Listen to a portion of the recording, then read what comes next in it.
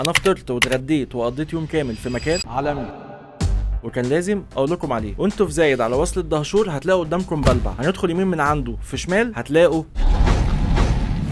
ايفورا، وده من احسن الاماكن اللي دخلتها في 2024. وده لكذا حاجه هتعرفوها في الفيديو. مبدئيا كده هم عندهم كذا قاعده تناسب كل الاذواق، في اوت دور وان دور وفي اي بي، قاعده كده رايقه فوق، وقاعده تحسسك ان انت في مراسي وانت في قلب زايد. عايز تشرب، عايز تاكل، عايز تعيش طفولتك لو انت ما عشتهاش، هتلاقي كل حاجه انت بتحلم بيها. وكمان لو عندكم اي مناسبه مش هتلاقوا احسن من المكان ده وتعملوها فيه. هو ده المنيو؟ ده كتاب يا جماعه؟ لا هو الواضح اللي في منيو كبير قوي يا جماعه. هو في فطار، في غدا، في حاجات كتير قوي، فاحنا هنحاول نلم حاجه من كل حاجه. سبانيش تورتيلا، اومليت مع طماطم، في مشروم، في جبنه شيدر، معاهم بقى بطاطس وهوت دوج ومشروم.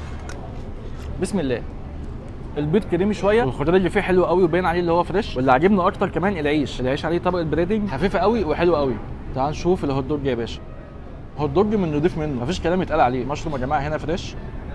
طبق فطار في مكان رايق زي ده هيخليك سعيد. نخش على تاني حاجه في الفطار معانا، هي اسمها تونه ميلت، تونه مع سويت كورن معاها مايونيز ومحطوطين في عيش توست واخد تحميصه حلوه قوي. هي فيها سويت كورن وفيها بصل. انا اول مره اكتشف ان السويت كورن لايق قوي مع التونه، والمايونيز يا جماعه عامل معاهم شغل حلو قوي. ثالث حاجه معانا في الفطار وهي اوريجينال سلطه، فيها كابوتشا، فلفل الوان، برتقان، تفاح، عين جمل مكرمل، وعليهم صوص رانش كمان. خلينا يا باشا ناخد معلقه ونقول بسم الله. هو احلى حاجه ان عين الجمل والتفاح فريش، بس الرانش اللي محطوط مديني طعم غريب شويه. هي مكونات حلوه ولايقه على بعض، لكن انا بالنسبه لي ممكن اروح البيت اعمل كل الكلام ده من غير صوص الرانش. نبدا بقى نخش على الغدا. شوربه طماطم بالكريمه معاها مكعبات توست محمص. وطعم الطماطم باين قوي والكريمه في نفس الوقت باينه قوي، وبهاراتها عالميه. هناخد كده حتتين توست وننزل بيهم في الشوربه. خطيره، لا شوربه عالميه ومخدومه قوي. انا لو في البيت كنت شربتها على بق واحد. ريجاتوني جمبري، مكرونه ريجاتوني معاها جمبري وصلصه روزي، ميكس بين الريد صوص والوايت صوص، عليها شويه اعشاب وجبنه برمجان. الصوص بتاعها حلو قوي، ملحه هادي شويه، والمكرونه مستويه على الشعره. الجمبري شايفه صغير شويه بس نشوف الطعم. لا هو انا اتخدعت فيه، الجمبري حلو قوي. فين انتوا الجمبري المسكر ده؟ هو مكرونه مع جمبري مع حته جبنه كده، طبق يريحك نفسيا ويخليك سعيد. قطعه ستيك ريب اي معاها بطاطس وخضار سوتيه ومشروم. وعلى فكره دي مش اول مره اكلها، دي تاني مره.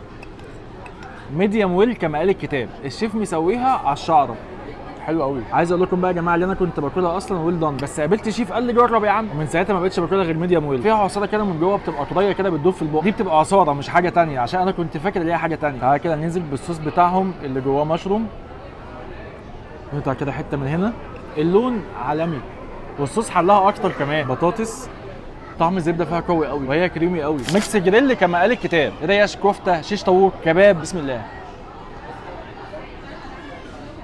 الكلام باين من عنوانه. حته ريشه نظيفه قوي، طعم الدونه باين فيها، تتبيلتها تحفه، طريه مستويه حلو. بس انا كل اللي يهمني الحته اللي في الريشه دي ما ينفعش تتساب.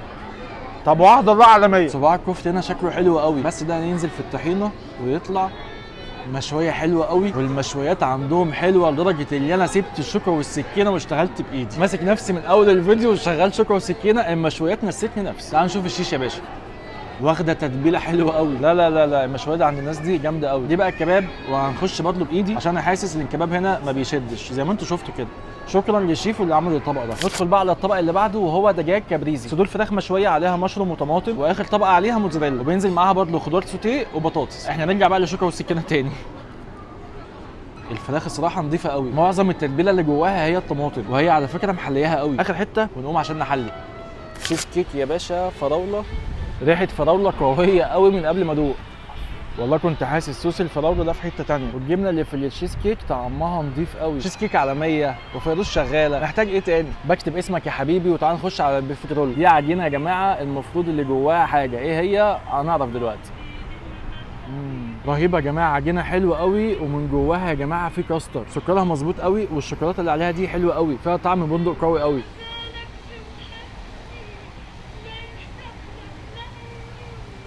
الله، فيها كميه لبن حلوه قوي ومكسرات. ام علي كما قال الكتاب، كيك بالشوكولاته هنختم بيها ونقول سلام عليكم. الشوكولاته هنا يا جماعه في حته ثانيه. خلصت بقى تجربتنا يا جماعه. ايفورا من احسن الاماكن اللي ممكن تاكل فيها وتشرب فيها وتعمل فيها اعياد ميلاد وتعزم فيهم كل اللي انت بتحبهم. هسيب لكم تحت في الكومنتات لينك المكان والعنوان. اشوفكم في فيديو جديد، سلام.